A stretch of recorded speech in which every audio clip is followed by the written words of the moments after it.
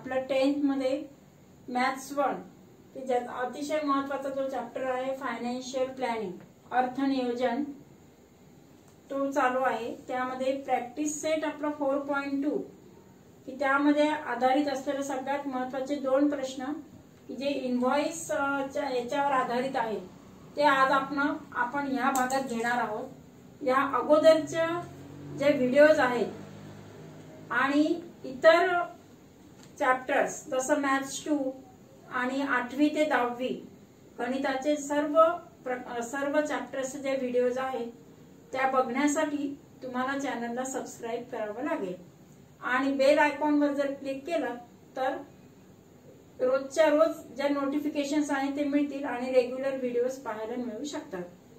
तर आज आपण अतिशय महत्त्वाचं की जे टॅक्स इनव्हॉइस या स्वरूपात तुम्हाला 4 ते 5 मार्कांसाठी प्रश्न विचारू शकतात। यामध्ये जो वगळलेला भाग आहे तो तर मी सुरुवातीच्या म्हणजे ह्या प्रकरणाचा जो पहिला व्हिडिओ आहे त्यामध्येच तुम्हाला डिस्क्रिप्शन मध्ये दिलेला आहे किंवा फळ्यावर पण लिहून दिलेला आहे की कोणता भाग वगळण्यात आलेला आहे। त्याच्यामध्ये म्युच्युअल फंड्स वगैरे ते जो आहे तो सगळा रिड्यूस केलेला आहे तो नाहीये तुम्हाला। आता यामधला हाच शेवटचा जो भाग आहे हा एवढा शिल्लक राहिलेला आहे तो आज आपण घेणार आहोत। याच्यामध्ये तुम्हाला इनव्हॉइस बिल जी आहे दिलेली माहिती असेल तर त्यानुसार इनव्हॉइस बिल कशी तयार करायची म्हणजे करबीजक जे असतं ते कसं लिहायचं त्यावर आधारित हे 2 प्रश्न आहेत की यामध्ये जेव्हा आपल्याला माहिती जी दिलेली असते ती बरोबर त्या असा जो पॅटर्न दिलेला आहे पुस्तकात तो तुम्हाला स्वतःला बनवता आला पाहिजे हा त्यामागचा उद्देश आहे आणि त्यानुसार फक्त त्याच्यामध्ये कोणकोणते मेन पॉइंट्स आले पाहिजे दिलेले ते आपण आज बघणार आहोत। आणि म्हणून 2 प्रकारचे इनव्हॉइस आहेत। याच्या अगोदर पण आपण 2 प्रकारचे इनव्हॉइस शिकलेले आहोत, B2B आणि B2C, बिझनेस टू बिझनेस आणि बिझनेस टू कंझ्युमर असे 2 प्रकारचे करबीजक म्हणजे असे 2 प्रकारचे इनव्हॉइस आपल्याला आज या भागात बघायचे आहे। तर यामध्ये आपण टॅक्स इनव्हॉइस हा जो क्वेश्चन 6 आहे business to consumer B26 tax invoice हा बघणार आहोत। यामध्ये वस्तू खरेदी करत असताना कशा पद्धतीचा टॅक्स आपण किंवा इनव्हॉइस कसं केलं पाहिजे त्या याच्यानुसार हे करायचं आहे। करबीजक म्हणजे इनव्हॉइस टॅक्स आपण त्याला शक्यतो मी मराठी आणि इंग्लिश दोघांचा पण वापर केलेला आहे की जेणेकरून तुम्हाला त्या याच्यामध्ये मराठीच्या विद्यार्थ्यांना पण समजलं पाहिजे आणि इंग्लिशच्या विद्यार्थ्यांना पण समजायला हवं अशा या हेतूने त्याचाच मराठी शब्द बाजूला लिहिलेला असतो। जसं आता टॅक्स इनव्हॉइस आता इथे बघा बिझनेस टू कंझ्युमर B2C साठी वस्तू खरेदीसाठी आपल्याला करायचंय ते म्हणजेच परचेस हे करणार आहोत आणि टॅक्स इनव्हॉइस म्हणजे करबीजक। यामध्ये बघा आता अगोदर आपण क्वेश्चन वाचूया म्हणजे त्यानुसार कसं करायचं ते लक्ष देईल। तर क्वेश्चन मध्ये काय दिलंय, prepare business to consumer B2C tax invoice using given information, write the name of the supplier. काय काय त्यांना गोष्टी अपेक्षित आहे पहा, name of supplier, address, state, date, invoice number, GSTN etcetera as per your choice. आणि त्यांचे हेच नाव लिहिलं पाहिजे असं नाही, तुम्हाला जे किंवा तुम्ही योग्य वाटेल तुमच्या पसंतीचं असं तिथे you can write it as per your choice. आणि सप्लायर जे आहेत म्हणजेच मॅन्युफॅक्चरर्स वगैरे आहेत, ऍड्रेस, स्टेट, डेट इथे सगळ्यात म्हणूनच डॅश डॅश करून दिलेला आहे तो क्वेश्चन।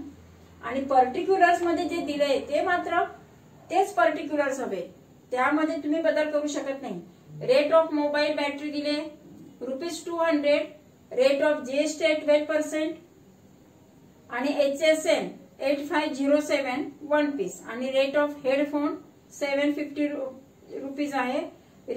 रेट ऑफ GST जो आहे तो 18% आहे आणि हाऊसिंग म्हणजे HSN हाऊसिंग नाही त्याच्यामध्ये HSN 8518 फॉर 1 पीस अशा पद्धतीने ते म्हणजे ही जी माहिती आहे पर्टिक्युलर्स विशिष्ट ती माहिती मात्र त्यांनी दिले तेवढंच आपल्याला लिहिणं अपेक्षित आहे, त्याच्यामध्ये आपण बदल करू शकत नाही। त्यांनी 1 पीस सांगितले आपण पण 1 पीसच घेणार आणि त्यानुसार कॅल्क्युलेशन करून त्याच्यावर किती GST बसेल 9% नेट, 8% काय जे असेल ते दिलेलं असेल त्यानुसार आपण बघणार आहोत. तर फर्स्ट आपण बघूया काय म्हटलं त्यांनी. अगोदर सप्लायर नेहमी लिहित असताना काय असतं की बिझनेस टू कंझ्युमर म्हणजे B2C वरती लिहिताना टॅक्स इनव्हॉइस हा शब्द लिहायचा असतो. करबीजक मराठीत असेल तर करबीजक लिहा किंवा टॅक्स इनव्हॉइस. नंतर खालच्या याच्यामध्ये इथे 2 ओळी सोडून सप्लायर, सप्लायरचं नाव लिहायचंय. कोणता दुकानदार आहे जो हे आहे त्याचं नाव आपण लिहू शकतो किंवा त्या दुकानाचं नाव जे असेल ते. आता सप्लायर इथे मी घेतलाय कीर्ती इलेक्ट्रॉनिक्स आणि मुंबईचा आहे म्हणून 25 LBS road Mumbai 400080. It is the pin of that जे पर्टिक्युलर जो एरिया असेल त्याचा तो पिन असतो, पोस्टाचा पिन तो लिहिणं गरजेचं असतं. म्हणजेच जो सप्लायर आहे त्याचा ऍड्रेस अगोदर लिहायचा आणि महाराष्ट्र, कारण महाराष्ट्रासाठी आपण लिहित असताना जे GST साठी आहे त्याच्यासाठी तो नंबर लिहित असतो, मग त्या पद्धतीने ते लिहिणं गरजेचं आहे. ते आपण नंतरच्या B2B मध्ये बघणार आहोत. इथे मुंबई आणि नंतर महाराष्ट्र म्हणजे स्टेट लिहिणं गरजेचं आहे. नंतरच्या याच्यामध्ये काय पहा इनव्हॉइस नंबर GST पब्लिक हे केलंय 005. समजा 5 नंबरचा त्याचा नंबर आहे, सपोज तुम्ही कोणताही लिहू शकता त्याच्यावर हे नाहीये. म्हणजे अगोदर ऍड्रेस जो सप्लायर आहे त्याचं नाव, नंतर इनव्हॉइस नंबर GST जो आहे तो, इनव्हॉइस नंबर ज्या आहे त्याच रांगेमध्ये इनव्हॉइस डेट ज्या दिवसाला आपण घेतलेलं असेल त्या दिवसाची त्याच्यामध्ये तारीख नोंद केलेली असते. द डेट ऑफ त्या इनव्हॉइस व्हेन यू परचेस. आता तुम्हाला फक्त काय केलेलं आहे की 2च नॉब्स दिले, पीसेस दिलेले आहे, ते आपण कसं लिहिणार ते पहा. आता याच्यामध्ये काय काय आलं पाहिजे, सिरियल नंबर घेणार आपण, HSN कोड असतो त्याच्यामध्ये दिलेला. आता त्यांनी आपल्याला दिलेलाच आहे HSN कोड, HSN कोड दिलेला आहे आणि म्हणून इथे HSN घेतलं. सिरियल नंबर नंतर HSN कोड नंतर name of the product, name of product दिलेलाच आहे.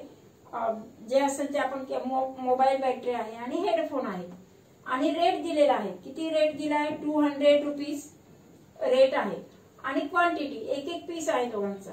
म्हणजे अगोदर आपण serial number, HSN code, name of the product म्हणजे त्या वस्तूचं नाव, त्याचा दर, किती क्वांटिटीत आहे ते घेणार आणि टॅक्सेबल अमाऊंट करपात्र किंमत, करपात्र जे मूल्य आहे ते लिहायला तिथे जागा असणं गरजेचं आहे की ज्याच्यावर तुम्हाला टॅक्स आकारलेला आहे.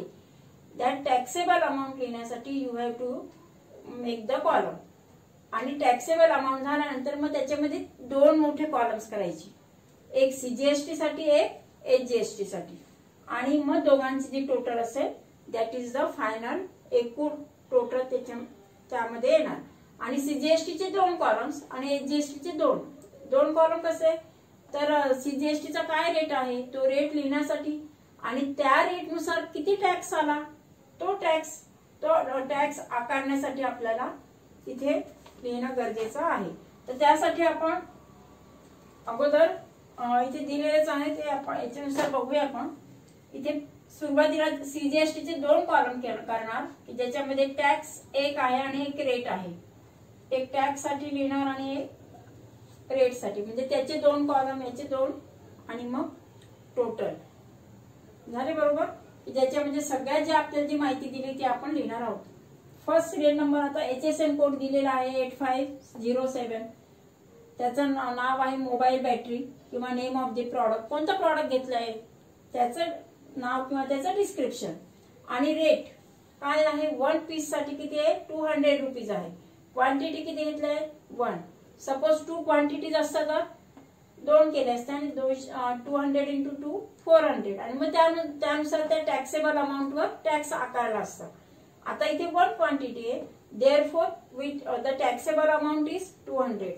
CGST कोणता घेणार आहे, टोटल त्यांनी जो दिलेला होता CGST त्याच्यामध्ये 12% आहे आणि दुसऱ्याच्या हेडफोन साठी 18% आहे. तर 12% हा टोटल रेट आहे म्हणून 12चा काय करणार आपण हाफ करणार, निम्मे करणार. CGST 6% आणि HGST 6% म्हणून तिथे लिहायचं आहे ते. तिथे त्यांनी तुम्हाला का 6% असे वेगवेगळे करून दिले नाहीये, तुम्हाला 2 कॉलम बनवायचे CGST आणि HGST. CGST ला 6%, HGST ला 6%. तसंच हेडफोनसाठी पण CGST 9% आणि HGST 9%. आणि त्याचा कोड नंबर लिहिला, serial number second, code number 8518, headphone त्याचं डिस्क्रिप्शन आणि एका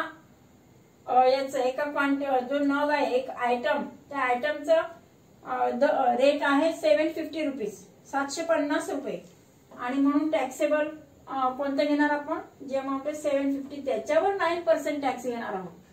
किती घेणार आपण, समजा 200 आहे तर 200 वरचं काय केलंय, त्यावर 6% घेणार. म्हणजेच काय केलंय, डिवाइड केलं किती झाले, 6 2 12, म्हणजे 12 रुपीज हा टॅक्स झाला. हे तुम्हाला काढायचं बाजूला कॅल्क्युलेशन करून आणि then you have to write it, नंतर ते लिहायचं. मग तेवढाच HGST पण होणार. 6% जो आहे तो किती झाला, 12 रुपीज. 12 + 12 किती झाले, 12 + 12 24 रुपये. 200 + 24 किती झाले, टोटल 224. म्हणजे हे लिहित असताना एवढा तक्ता तयार करायचा आणि त्यामध्ये you have to write it. किंवा एखाद्यास तुम्हाला असं देतील आणि त्यामध्ये फिल इन द ब्लँक्सच्या फॉर्म मध्ये जसं आपण ऍक्टिव्हिटी करतो तसं त्या पद्धतीने विचारू शकतात. सेकंड साठी पहा, हेडफोन 750 रुपीज, त्याच्यावर मात्र 18% GSTचा कर आहे. म्हणजेच काय झालं, 9% HGST आणि 9% CGST. 9% आपण करणार. तर 750चा पण त्या पद्धतीनेच आपण घेणार. 750चा किती, 9%. म्हणजेच काय झालं, 75 into 0.9 we get 67.50. तोच आपण कॅल्क्युलेशन हे करणार, गुणाकार तर झाला किती, टोटल 67.50 रुपीज. याचा CGST त्याचं दोघांची ऍडिशन केली तर किती झाले, ते टोटल 885 रुपये. म्हणजेच हा CGST आणि हा HGST या दोघांचे पण ऍडिशन करणार. ते कशामध्ये मिळवणार, 750 मध्ये. 750 plus this we get 885 rupees, 885. आणि मग यांची ऍडिशन किती झाली, 1109 रुपये, 1109 rupees. It is the total जी काय विथ टॅक्स ते झालं ते. आणि टोटल टॅक्स किती झाला, CGSTचा 79.50 आणि याचा पण 79.50. दोघे ऍड करून किती झाले, 1109 रुपीज. म्हणजे अशा पद्धतीने हा इनव्हॉइस करायचा आहे. जे तुम्हाला लिहिणं गरजेचं आहे, जे मेन आहे ते लिहिणं गरजेचं आहे. टॅक्स इनव्हॉइस अगोदर लिहिणार, ऍड्रेस लिहिणार, इनव्हॉइस नंबर, इनव्हॉइस डेट आणि नंतर HSN code, product, rate, quantity, taxable amount, नंतर मग याचे CGST, HGST आणि टोटल. म्हणजे अशा पद्धतीने ते तुम्ही लिहिणं गरजेचं आहे. असंच आपण पुढचा जो आहे, आता हा B2C बघितलाय, आता आपण B2B, बिझनेस टू बिझनेस, त्यावर आधारित जो क्वेश्चन 7 आहे तो बघणार आहोत. या प्रॅक्टिस सेट 4.2 यामधील हा शेवटचा क्वेश्चन आहे की क्वेश्चन 7 मध्ये तुम्हाला इनव्हॉइस बिल जे आहे ते तयार करायचंय, कर बीजक तयार करा असं सांगितलेलं आहे. टॅक्स B2B टॅक्स हा कसा तयार करायचा ते सांगितलं आहे. अगोदर आपण B2C बघितलं, म्हणजे बिझनेस टू कन्झ्युमर. आता बिझनेस टू बिझनेस म्हणजे एक व्यापारी दुसऱ्या व्यापाराशी कशा पद्धतीने व्यवहार करणार आणि त्याचा जो इनव्हॉइस आहे, त्याचा कर बीजक आहे तो कशा पद्धतीचा असेल ते आपण बघणार आहोत. यामध्ये क्वेश्चन काय म्हटलंय पहा, prepare business to business tax invoice as per the details given below. Name of the supplier, address, date etcetera as per your choice.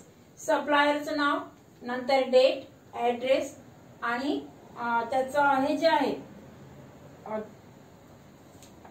त्याची जे GSTचा रेट मात्र दिलेला आहे. रेसिप्टंट जे आहे, नेम, ऍड्रेस, स्टेट आणि GST दोघांचं पण, सप्लायरचं पण आणि जो घेणारा आहे रेसिप्टंट त्यांचं पण जे आहे ते ऍज पर युअर चॉईस प्रमाणे तुम्ही लिहू शकता. तुमच्या आवडीनुसार त्या याचं नाव तुम्ही लिहू शकता, स्टेटचं किंवा तो ऍड्रेस असेल तो, ते आपण पुढे बघूया. आता आयटम्स कोणकोणते दिले पहा, 2 आयटम्स दिलेले आहेत. फर्स्ट पेन्सिल बॉक्सेस दिले 100 HSN त्यांचे जे कोड वगैरे आहे ते पण आपल्याला नंतर लिहावे लागणार आहेत। रेट दिलाय 20 रुपीज आणि जीएसटी आहे 12%। जिगसॉ पझल्स 50 आहेत आणि HSN त्याचा कोड दिलेला आहे रेट 100 रुपीज आणि जीएसटी जो आहे तो 12%। आता इथे जे दिलेला जे डिस्क्रिप्शन मध्ये जे दिलेलं आहे आपल्याला याचे हे जे आहे याच्यामध्ये मात्र बदल करायचा नाही। त्यांनी दिले त्यानुसारच आपण तो करणार आहोत, त्यानुसारच ते लिहायचं। फक्त तुम्हाला ऍड्रेस डेट वगैरे याच्यासाठी मात्र ऍज पर युअर चॉईस तुम्हाला तेवढी सवलत दिलेली आहे। सुरुवातीला लिहिताना टॅक्स इनव्हॉइस वरती काय लिहिणार टॅक्स इनव्हॉइस, जसं अगोदर आपण लिहिलं त्या पद्धतीने। नंतर इनव्हॉइसचा नंबर जो काय असेल तो, साई एंटरप्राइजेस ते दुकानाचं जे नाव असेल किंवा जो मोठा जो डीलर असणार, जो बिझनेसमॅन आहे त्याचं जे नाव असेल ते साई एंटरप्राइजेस असं म्हणून आपण ते मी घेतलेलं आहे। तुम्ही कोणतेही नाव घेऊ शकता। त्याचा ऍड्रेस घेणार, तो जिथे असेल ते 21/7 पुष्पक शिवाजी चौक मुंबई आणि त्याचा पिन कोड ऍड्रेस आणि इथे ऍड्रेस घेतलाय। पण समजा जर का ईमेल असेल तर समजा एखादा ईमेल आहे की sai12@gmail.com असं तुम्ही ईमेल पण लिहू शकता। त्यांचा जर ईमेल असेल तर, आणि आता ईमेल आयडी लिहिणं गरजेचं आहे कारण बहुतेकांना ऑनलाईन जे आहे व्यवहार ऑनलाईन होत असल्यामुळे ते टॅक्सेस वगैरे जो काही व्यवहार असतो तो त्या जीमेल ईमेल जो आयडी असेल त्यावर होत असतो, त्यामुळे ईमेल आयडी पण लिहू शकता तुम्ही, त्या ठिकाणी लिहिणं गरजेचं आहे। आता त्यांचा जीएसटीएन नंबर आहे। आता जीएसटीएन नंबर लिहिताना फक्त एक लक्षात घ्या की तो हे जे आहे की तो महाराष्ट्रातला दाखवायचा म्हणून 27 महाराष्ट्रासाठी 27 लिहा। बाकीचं जर तुम्हाला नसेल काही हे करत असेल तर मग तुम्ही त्या ठिकाणी रिकामा हे करण्यापेक्षा ए बी बी काही लिहू शकता किंवा तेवढे नंबर फिलअप करायचे। बघा 27 सुरुवातीला स्टेटचा नंबर असतो, आपण महाराष्ट्र म्हणजे महाराष्ट्रातला आहे म्हणून महाराष्ट्रातलं 27 लिहिणार किंवा महाराष्ट्रातच लिहिलं पाहिजे असं नाही, ऍज पर युअर चॉईस आहे। त्याच्यामुळे जीएसटीएन नंबर घेणार आपण अशा पद्धतीने घेतलाय DIZA आणि इनव्हॉइस डेट जी काही डेट असेल ती डेट तुम्ही टाकू शकता। मी इथे इनव्हॉइस डेट घेतली 12 ऑक्टोबर 2020। आता यामध्ये पहा बिल कुणाला बिल देणार आहात, कोणत्या तो समोरचा जो आहे तो सुद्धा बिझनेसमॅनच आहे, त्याचा जो हे असणार आहे त्याचं पण जे नाव असणार ते आपण लिहिणार आहोत। बिल टू श्री स्टोअर, त्याचा श्री स्टोअर नाचा जो आहे स्टोअर त्याचा ऍड्रेस इथे लिहिणार आपण, place of supply Dadar Shri store Mumbai जे काय विथ पिन कोड, आणि नंतर मग तारीख वगैरे तर आहेच लिहिलेले। अमाऊंट आपण नंतर हे किती अमाऊंट हे घेणार आहोत, किती टॅक्स घेणार ते त्यासाठी जीएसटीचं हे करणार आणि डेटेड करणार। आता यामध्ये जसं आपण बिझनेस टू कंझ्युमर मध्ये जास्त विस्तृत होतं, याच्यामध्ये त्या मानाने थोडं कमी असतं कारण हे होलसेलर डीलर असतो। यांचं इनव्हॉइस हे अशा पद्धतीचं असतं की ज्याच्यामध्ये जीएसटीएन नंबरला महत्व आहे आणि त्यांचा जो ऍड्रेस किंवा जीमेल आहे त्याला जास्त व्हॅल्यू असते। आता तुम्हाला जो तपशील दिला जो जे डिस्क्रिप्शन आहे, डिस्क्रिप्शन ऑफ गुड्स, ते आपण इथे लिहिणार। दोन प्रकारचे आपल्याला वस्तू दिलेल्या आहेत। सुरुवातीला काय दिलेलं आहे, पेन्सिल बॉक्स दिलेला आहे, तो तपशीलचा एक मी रकाना केला, नंतर त्याचा कोड नंबर आहे HSN कोड तो घेणार, त्याची क्वांटिटीसाठी एक कॉलम करणार, त्याच्यामध्ये त्याचं किती आहे, किती नग आहे, किती क्वांटिटी येणार त्याच्यानुसार घेणार। रेट जो जीएसटीचा दिलेला असेल तो आपण हे करणार आहोत, आणि हे जे आहे अमाऊंट जे काही टोटल असणार ते।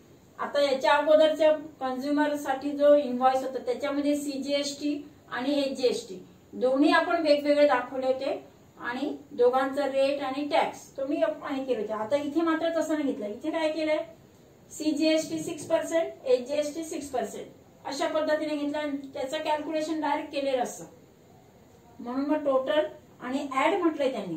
ऍड करत असताना त्यांची जी बिलं असतात कारण ITC त्यांना बिझनेस टू बिझनेस म्हटलं की ITC लागत असतो, म्हणजे ITC इनपुट टॅक्स क्रेडिट आपण जे करतो त्यानुसार तर CGST add 6%, SGST we have to add 6%, आणि किती रक्कम आहे मग ती इथे रक्कम लिहिणार आहोत. टोटल रक्कम मग किती आहे, taxable amount we write here.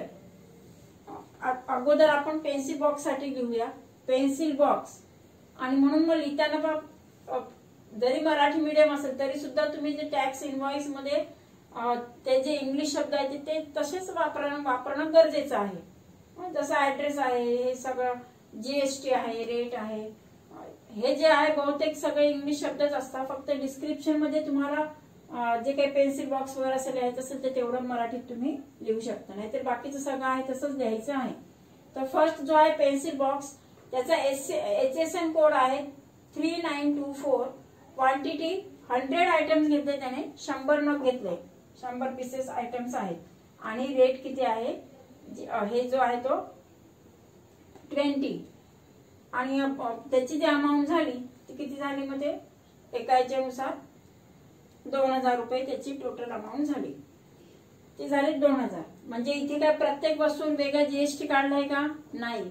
आधी सगळे खरेदीचं हे करणार आणि नंतर म्हणजे अमाऊंट आहे टोटल त्याच्यावर टॅक्स तो अप्लाय करणार. म्हणजे ह्या इनव्हॉइस बिल मध्ये आणि त्या इनव्हॉइस बिल मध्ये फरक सीजीएसटी एचजीएसटी तिथे पुन्हा डिस्क्राईब केलंय, इथे मात्र थोडक्यात लिहिलेलं असतं. सेकंड बघा, जिक्सॉ पझल्स. जिक्सॉ पझल्स काय दिलेले आहेत, त्याचा कोड आहे 9503. किती आयटम्स आहेत, 50 आयटम्स आहेत. आयटम्सचं क्वांटिटी मध्ये तिथे लिहिणार आपण. आणि जीएसटी आहे 100. किती हे झालं ते 5000 रुपीज. आता यामध्ये आपण म्हणजे तिथे जीएसटी किती ऍड करायचं ते पण तिथे हे करणार, 6% आणि 6%, सीजीएसटी आणि एचजीएसटी यांचं मात्र कॅल्क्युलेशन डायरेक्ट केलेलं आहे. तो म्हणजे किती घेणार, 420. आता 7000 वर तसं जर नंतर खाली ते ऍड म्हटलंय त्यांनी, सीजीएसटी 6% घ्यायचं, एचजीएसटी 6%. 6% ने किती येणार, आता 7000चं 6% हे इथे कॅल्क्युलेशन करण्यासाठी मी लिहिते, या कॉलम मध्ये लिहायची गरज नाहीये. 7000चा आपण घेणार आहोत 6%, किती झालं, 742, 420. 420 रुपये काय आहे त्याच्यावरचा टॅक्स 6% ने, सीजीएसटी आणि 6% ने पुन्हा एचजीएसटी पण 420. आणि म्हणूनच मग त्यांचं ते हे जे आहे टोटल किती झालंय 840 रुपये, 840 रुपीज हा टॅक्स जीएसटीचा. आणि आपली टॅक्सेबल अमाऊंट जी आहे ती किती आहे 7000. 7000 प्लस म्हणजे इथे त्याचे बरोबर ऍडिशन एका खाली घेतले, 5 + 2 7 झाले. आणि हे 800 झालेत, किती मिळालेत आपल्याला 7840 रुपीज, 7840 रुपये हे विथ टॅक्स आपल्याला त्यांना द्यायचं आहे. म्हणजे तुम्हाला मेन जे मुद्दे आहेत ते लिहिणं गरजेचं आहे. हे जे कॉलम्स आहेत ते व्यवस्थित नीट निरीक्षण करून लिहावं लागणार आहे, किंवा ऍक्टिव्हिटीच्या फॉर्म मध्ये पण ते तुम्हाला विचारू शकतात. तर याच्यावर आधारित आता आपलं हे जे आहे हा जो जेवढा भाग आहे 4A, 4th चॅप्टर मधला ए जो भाग आहे हा एवढाच तुम्हाला अभ्यासाला आहे या वर्षीच्याच विद्यार्थ्यांसाठी. मार्च 21 ला बसणारे 2021 ला बसणाऱ्या विद्यार्थ्यांसाठी 4B म्हणजे जो म्युच्युअल फंड्स वगैरे असा जो भाग आहे तो वगळून, त्याच्यामुळे आपण 4B घेणार नाहीये. 4A हा जो क्वेश्चन सेट आहे तुमचा प्रॉब्लेम सेट 4A तो आपण पुढच्या भागामध्ये घेणार आहोत. आता मात्र हे जे आहे याचं डिस्क्रिप्शन अशाच पद्धतीचे तुम्ही पण 2-3 इनव्हॉइस जे आहे ते लिहा आणि त्याची प्रॅक्टिस करा. थँक्यू.